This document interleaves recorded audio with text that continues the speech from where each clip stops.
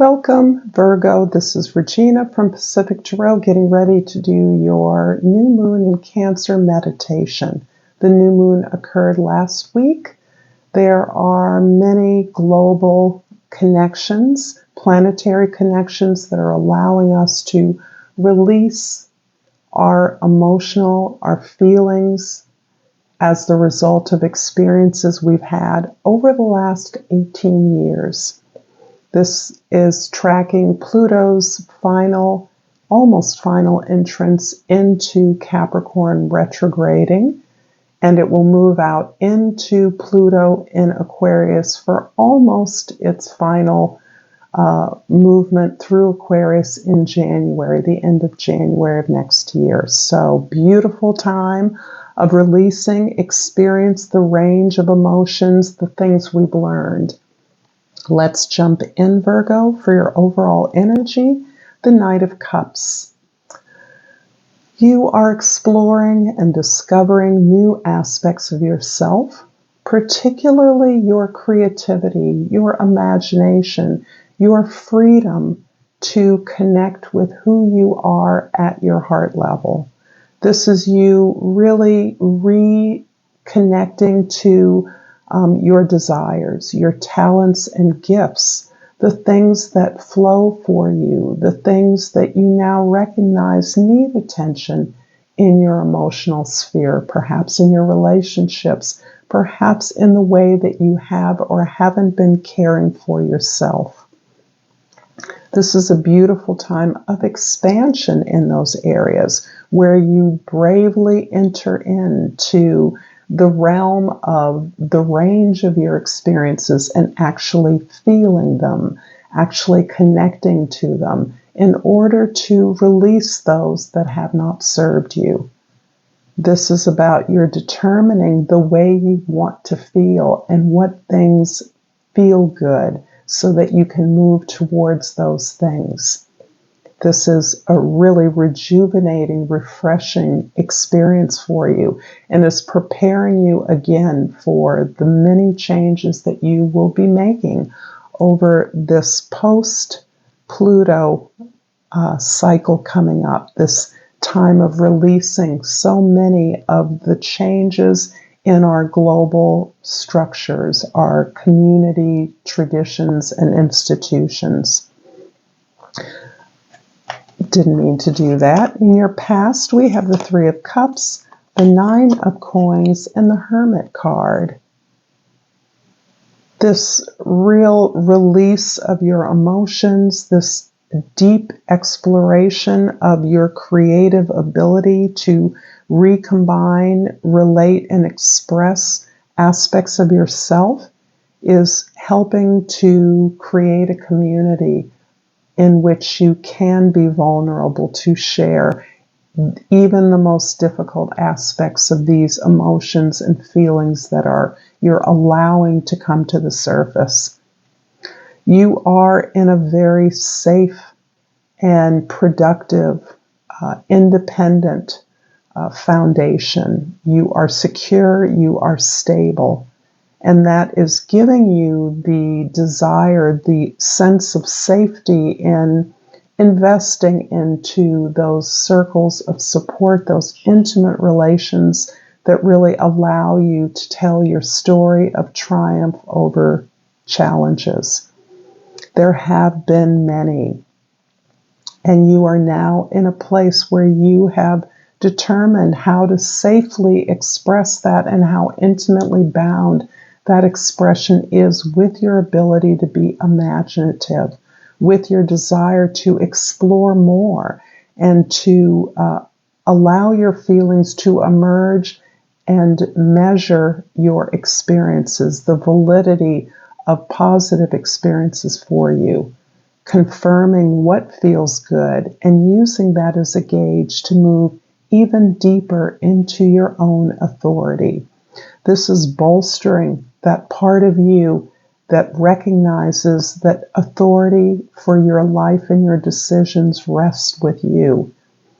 And you are allowing yourself to retreat into that place where you know the answers for you reside. This is an opportunity for you to consult with your teachers, your mentors, your guides, anyone who you recognize as an authority and who you believe recognizes the validity of your own authority. And so as you go through this process of lightening up in many ways, in order, being brave, being stable enough to know that you can now look at challenging, difficult experiences and emotions and really feel those, grieve those losses, grieve those heartaches or failures you've experienced in a way that makes space for something new and reasserts who you truly are. In the present, we have the Four of Coins, the Star card, and the Ten of Swords. Yeah, both things are true of you. Your vision, your current vision, this emerging vision that you're intuiting as a result of your own travels and travails is helping you and being formed by your sturdy foundation, your stability, your understanding that you have the material resources you need to be comfortable, that in many ways has produced this guardedness that challenges this opening up of your heart. The opening up of your heart, the ability to give and receive support around those areas of vulnerability for you is still something that you feel you must strategically engage in, that you must maintain your safety because of what you've been able to build of your security for yourself. You are guarding that. You're careful and cautious to protect that. You're also needing that safety, that comfort, material comfort around you as you really delve into the disappointments and failures you withstood over the years. You're finally releasing a whole lifestyle, a whole experience, and it can be the experience of family of origin, childhood traumas, perhaps generational traumas, ways in which you have been oppressed. Those are legitimate. And you're really feeling your way through the sense of powerlessness they once engendered in you to a place now of recognizing that these things must be released. This loyalty and attachment to anger or the sense of being oppressed has not allowed you to make way for something new, a new vision that you're cultivating. They're intimately related. The vision and the history that you are now releasing. The story of your life is one of overcoming obstacles, a kind of Horatio Alger story that is now making way for a whole different experience of recognizing that your vulnerability in many ways has become your strength, and that the ability to let go, engage in these disappointments, to grieve, to experience regret, and to forgive oneself, including the willingness to forgive all others involved, but primarily you, because this is something you take to heart. Your actions, your conduct, your responsibility is something you feel belongs to you exclusively. And you're releasing that. You're letting go of that. This is a long, hard process, and you've gained the courage and the vision of your authentic self, the joy, the ability to be who you are in order to gain this vision. It's emerging. In your future, we have the Four of Wands, the Two of Swords, and the Six of Swords. Foundation here is strong, absolutely strong. So you are indeed participating in and perhaps even more so in the future, in creating a community, in creating a way to support others to gain the information, the training, the education they need to be successful and to create their own, to facilitate their own growth and expansion. This can be concretely planning your own wedding, celebrating your birthday or an anniversary of some sort. This can be, again, an opportunity for you to acknowledge and celebrate the foundations, material and emotional and cultural, that you have built for yourself and for your community, your tribe, your clients, your audiences. This experience is a mixed bag, because I see you recognizing that you're at a crossroads here and that you can choose to go an entirely different way than the way you've gone before. This feels as though there's a lot of honesty that is needed in order for you to properly evaluate what it is you've done in the past that you don't want to repeat, but maybe that you're holding on to. Maybe there's a vision, maybe there's a fantasy or a romantic attachment or a particular goal that you are still attached to, that you need more information about, that you need to be certainly more honest about, but you require more information to recognize that there are many more options contained in what may appear to be a choice between one thing and another, but what in reality is actually a context of possibilities, a whole range of opportunities contained in one or the other of these choices, or in either.